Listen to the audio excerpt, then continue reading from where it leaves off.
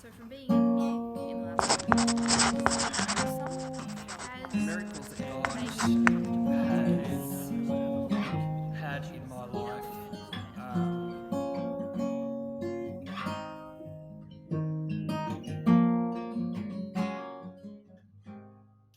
I haven't had a very strong religious background in my growing up, but I know that I've always believed in a higher power.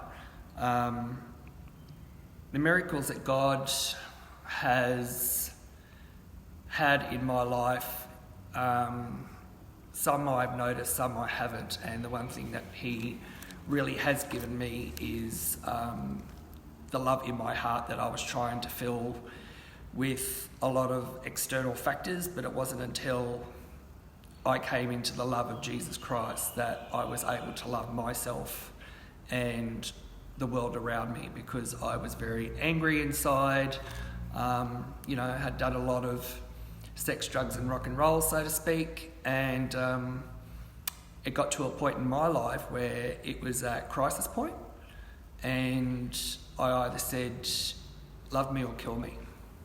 And He loved me, and that from that moment on, He saved me. I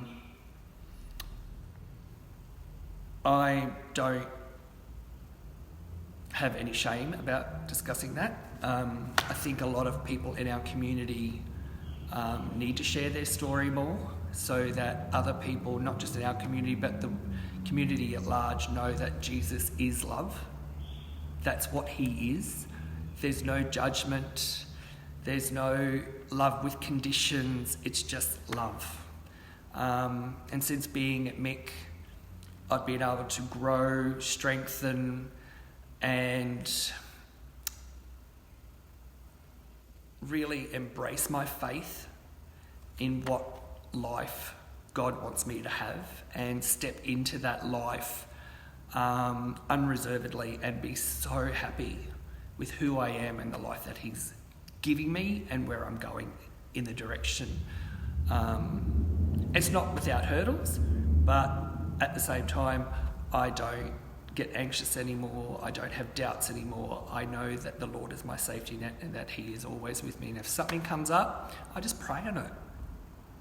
I pray for guidance. I pray for a kick up the bum sometimes when I'm procrastinating. Through fellowship, through learning the word of the Bible, this isn't meant to be used as a weapon, it's meant for love. That's what it's for. That's why it was read. That's why it was written. And I think the more I understand this, the more I can tell people and share that message. And that's what Jesus wants us to do. God has definitely showed a lot of miracle in my life. So I was born in Indonesia, born to a family from a low socioeconomy class. That being said, so we don't speak English, we just don't have a lot.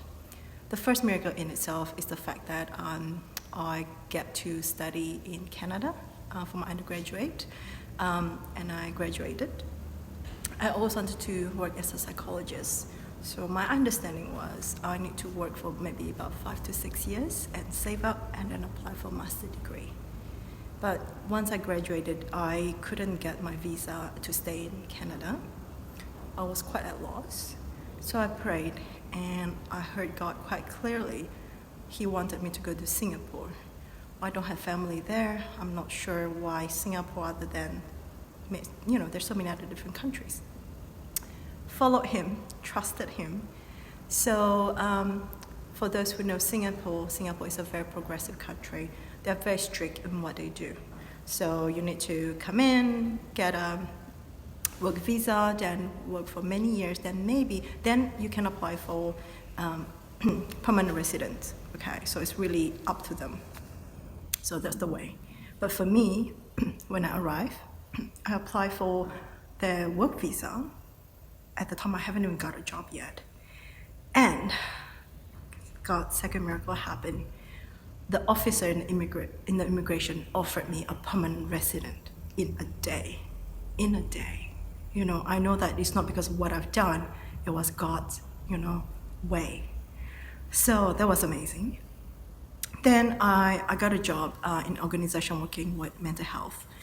And around that time, after a year, I heard the news that the local university in Singapore started Master in Clinical Psychology program. And that was amazing.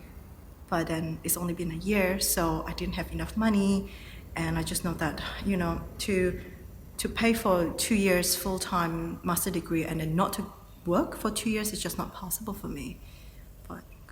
But God is full of miracles. And He pointed me to, speak to my organization, and my organization offered to pay for the whole study and even give me pocket money to live on for 2 years while I was studying.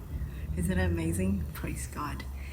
And then from there, of course, I graduated, and now, I've been working in psychology for 10 years. Honestly, God just continued to show His miracle in my life, and that's how I know that He loved me.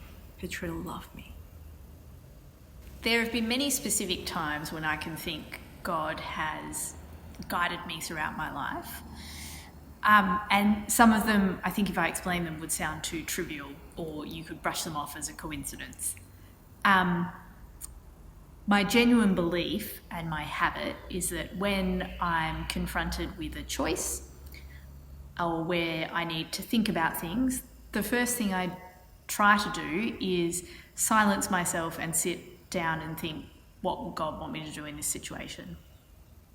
And when I've looked back on my life, the times when I've sat down, quieted my mind and listened to the still small voice and let the still small voice direct me, and I followed that voice, are the times when I've made good decisions.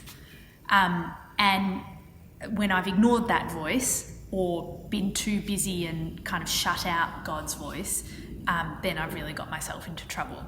So for me, that is my way of quietly reiterating that God is guiding me and that I need to be in a relationship with Him.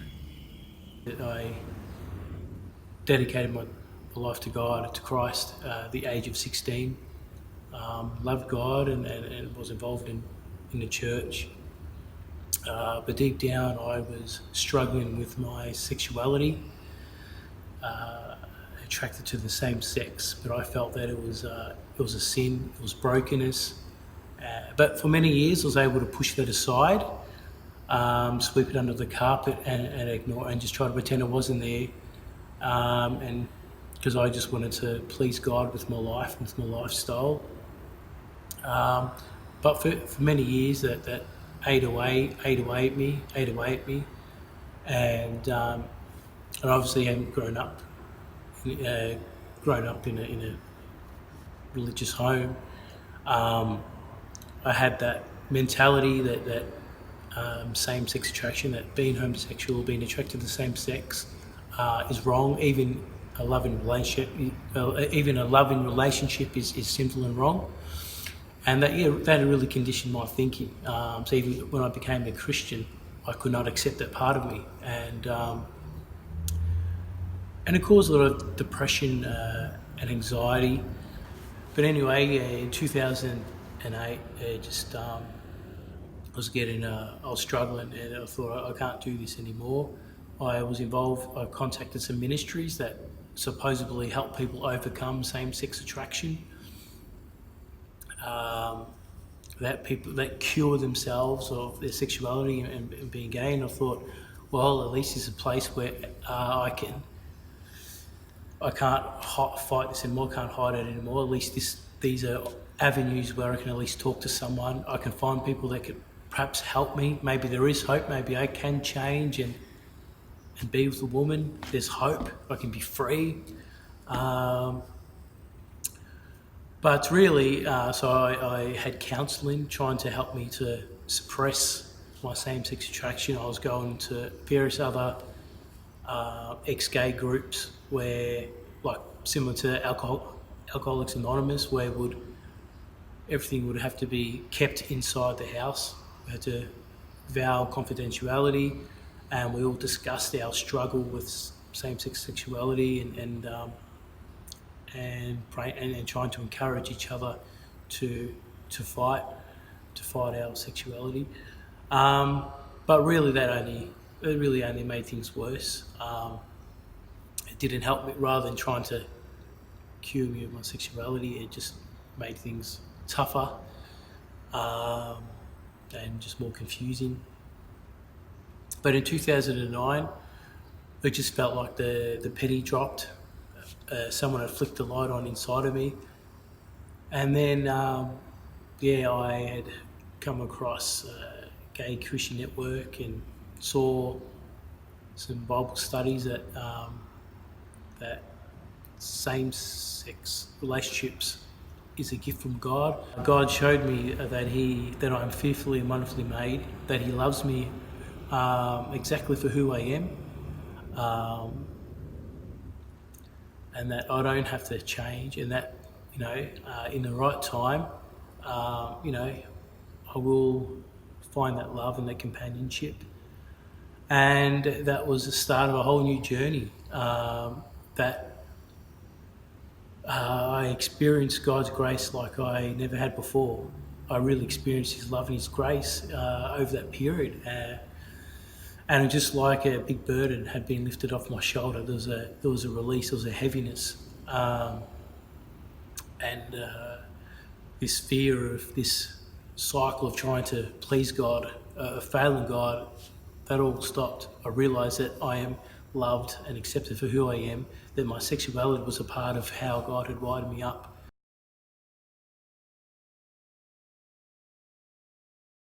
So the reason I come to MIC as opposed to any other LGBT affirming church is because it has a very strong emphasis on both being LGBT and on LGBT issues and events in the community.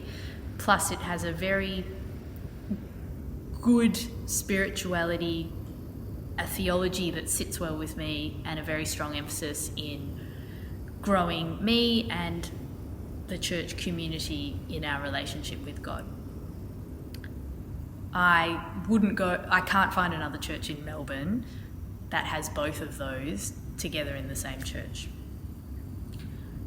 I also really like the fact that every member of the MIC community is very understanding of LGBT issues. They're either LGBT themselves or very strong allies.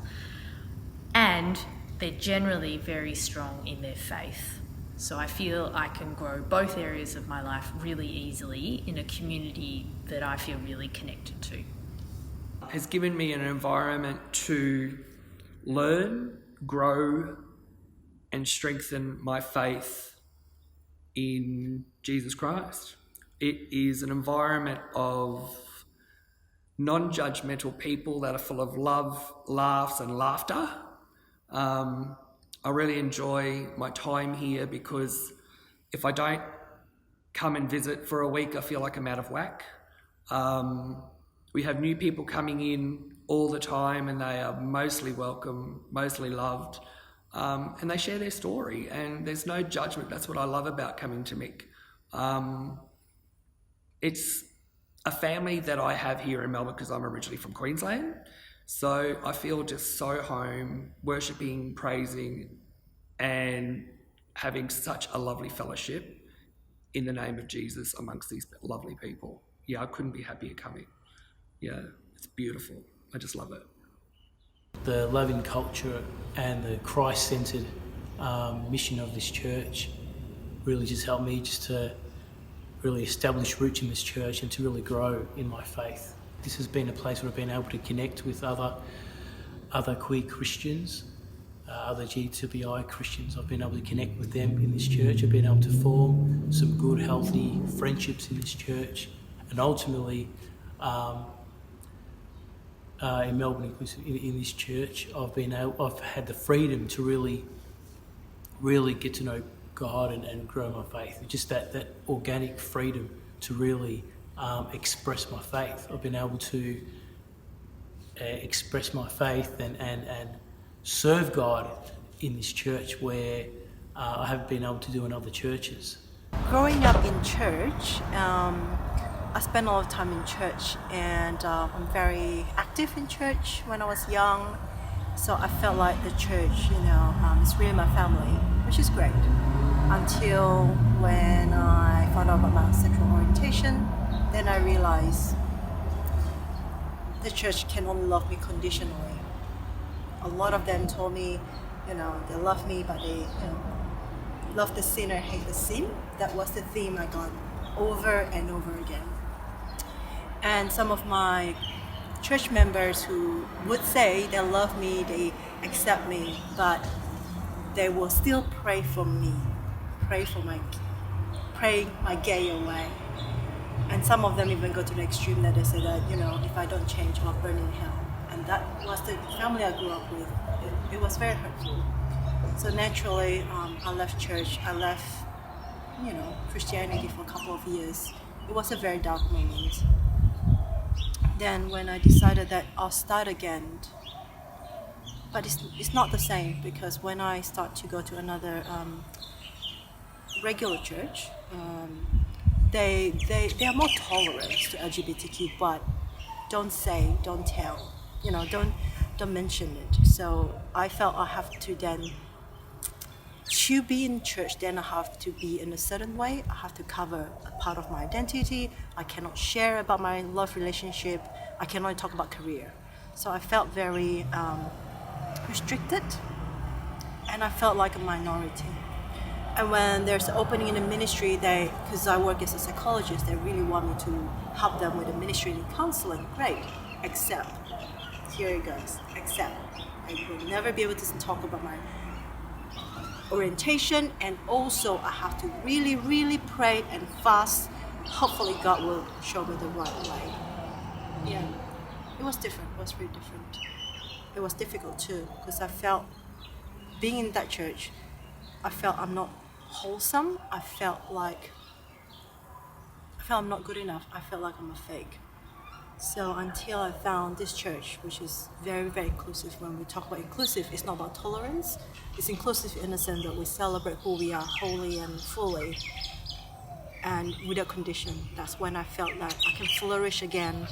And I am serving in a ministry right now for being who I am, with all my strength and limitation. And I felt I can really serve God, and I don't have to be a minority anymore, because everyone understood, and I don't have to explain myself, explain what is this, what that is. There's that understanding, common respect, that I felt I can just focus in my life in God. I don't have to worry about other things. So that's why Inclusive Church is very, very important.